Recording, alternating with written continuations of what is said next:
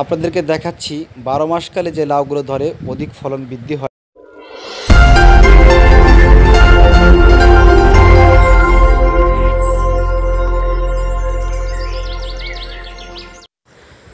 সম্মানিত কৃষক ভাই বোনেরা, আসসালামু আলাইকুম। বিসমিল্লাহ কৃষিটির পক্ষ থেকে আজকে চলে আসলাম আপনাদেরকে দেখানোর জন্য লাউ চাষ। দর্শক, 12 মাসকাল যে লাউগুলো চাষাবাদ করা যায় সেই লাউ জাতের সম্পর্কে আজকে আমি বিস্তারিত আলোচনা করব। দর্শক, বলে দেবো আজকে আপনাদেরকে 12 মাসকাল কোন কোন জাত চাষাবাদ করা সম্ভব এবং সেটা কোন কোম্পানির জাত। দর্শক, আবার বলে দেবো আপনাদেরকে আমি আজকে ভিডিওতে যে লাউ চাষে একটা গাছের থেকে আরেকটা গাছ কতটুকু দূরত্ব করতে হয় এবং মাচা কীভাবে তৈরি করতে হয় সেটা কিন্তু আপনারা অলরেডি দেখতে পারতেছেন। মাচা তৈরির জন্যে যে কী নিয়ম সেটাও আমি বলে দেবো দর্শক, এবং বলে দেবো লাউ চাষে কী ধরনের রোগ বালাই দেখা দেয় আর সেই রোগ বালার থেকে সমাধানটা কী। দর্শক, আরেকটা কথা বলে দেব, লাউ চাষে মাটিতে অনুখাবার কীভাবে প্রয়োগ করতে হয় এবং সার কেমন ব্যবহার করতে হয় সে বিষয়ে আলোচনা করে বলে দেবো। দর্শক, যারা লাউ চাষাবাদ করে থাকেন 12 মাসকাল তাদের জন্য আজকের এই ভিডিওটা গুরুত্বপূর্ণ একটা ভিডিও। আমি আশাবাদ আপনারা আজকের এই ভিডিওটা না টেনে সম্পূর্ণ দেখবেন, লাউ চাষ সম্পর্কে সঠিক ধারণা আজকে আপনি অর্জন করতে পারবেন। দর্শক, চলুন কথা না বাড়িয়ে আমরা লাউ চাষের মূল আলোচনার দিকে চলে যাই এবং আপনাদেরকে ক্ষেতটা দেখাতে থাকি। দর্শক, আমরা লাউ ক্ষেতের উপরটাও দেখাচ্ছি এবং ভিতর দিকেও দেখাবো এবং দেখাচ্ছিও আপনাদেরকে। দর্শক, সর্বপ্রথম যে কথাগুলো বলতেছিলাম লাউ চাষের রোগ বালাই নিয়ে যদি আমি আলোচনা করতে যাই একটু পরেই করব, এবং রোগের আগে আমরা যে কথাগুলো বলবো জাত সম্পর্কে যদি বলি, এখানে যে জাতটা লাগানো হয়েছে এটা দুটো জাত আছে, একটা হলো আয়শা সুপার এবং পাশাপাশি আছে হীরা লাউ।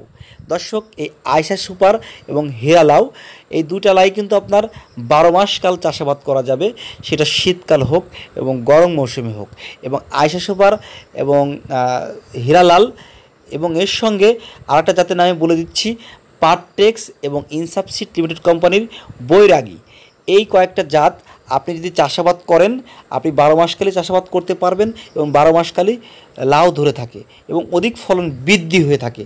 দর্শক, লাউ চাষে কিছু টেকনিক আপনাকে খাটাতে হবে, সেটা হলো কি, আপনাকে সঠিক সময়ের মধ্যে ওষুধ প্রয়োগ করতে হবে, সঠিক সময়ের মধ্যে গাছের অনুখাবার সার গোড়ায় দিতে হবে। দর্শক, আমি কিন্তু জাত সম্পর্কে আলোচনা শেষ করে ফেলছি, আপনারা জেনে গেছেন। দর্শক, এবার আমি আলোচনা করব লাউ ক্ষেতের যে জাংলা তৈরি করতে হয়, অনেকে জাংলা বলে অনেকে মাচা বলে। মাচাটা হতে হবে এমন যে এই জাতগুলোর জন্যে, কারণ এই লাউগুলো না একেবারে বড় হয় না একেবারে ছোট হয়, মিডিয়াম সাইজ হয়ে থাকে, খুব ভালো হয়, যাতে আপনার জাংলার তল দিয়ে আপনি চলাচল করতে পারেন এমন সিস্টেমে একটু উঁচা করতে হবে। দর্শক, যেভাবে দেওয়া আছে দেখতে পারতেছেন, এইখানে কিন্তু টোটালে 2 পাখি জমিতে এই ক্ষেত মালিক এই লাউ চাষাবাদ করতেছেন।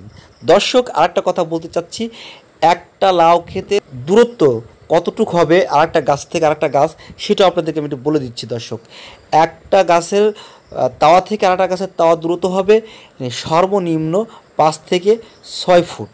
দর্শক, এভাবে করলে সর্বোপরি ভালো হয়ে যায়। দর্শক, এটা ছিল আপনার জাংলা প্লাস গাছ লাগানোর নিয়মগুলো।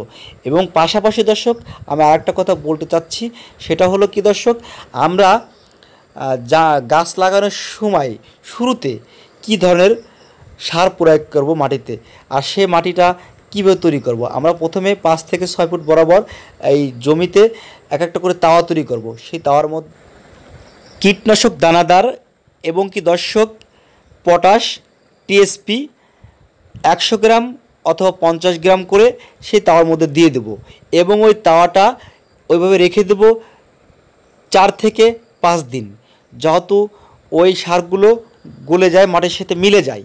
এরপরে দর্শক, আমরা ওই জায়গাটায় গিয়ে ওই মাটিগুলো একটু আগলা করে দিয়ে গ্যাস উঠিয়ে দিয়ে মাটিটা সমান করে আমরা বীজগুলো পানিতে ভিজে রেখে কিংবা সরাসরিভাবেই ওই তাওয়ার মধ্যে আমরা লাগিয়ে দেবো। একটা তাওয়াতে 2টা করে বীজ অথবা 3টা করে বীজ আমরা দেবো। দর্শক, সেই বীজগুলো দিয়ে আমরা এমনভাবে রাখবো যাতে কোনো পাখি পঙ্খিতে বীজগুলো উঠায় না নিতে পারে।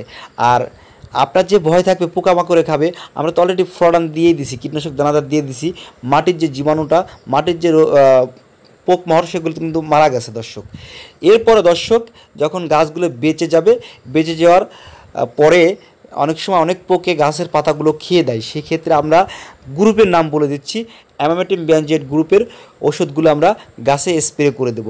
এরপরে গাছ যখন জাংলায় উঠে যাবে ভাব ওই মুহূর্তে আমরা কিন্তু খেতে তখন যেটা সঠিক গাছের অনুখাবার, যেটাকে বলা হয় দস্তা, বোরন, থিয়ামিন, জিপসার এবং ইউরিয়া, ডিআইপি, সালফার, এগুলো আমরা প্রতিটা গাছের গোড়ায় আধা দূরত্ব করে, গাছ থেকে আধা দূরত্ব করে রিং করে মাটিতে 100 গ্রাম কিংবা 50 গ্রাম করে দিয়ে মাটির সাথে মিল করে মিশিয়ে মাটিকে সমান করে দিয়ে আমরা খেতে সেচ দেবো, ঢালাই সেচ। দর্শক, সেচ দেওয়ার জন্যে আমাদের পর্যাপ্ত পরিমাণে সিস্টেম রাখতে হবে, যাতে জায়গা থাকে, যাতে সুবিধা ভালো হয়। দর্শক, এরপরে দর্শক আমরা কিন্তু জেনে গেলাম যে মাটির অনুখাবার কীভাবে প্রয়োগ করতে হয়। এখন চলে যাচ্ছি দর্শক আমরা যে বিষয় নিয়ে আলোচনা করার কথা, সেটা হলো রোগবালাই।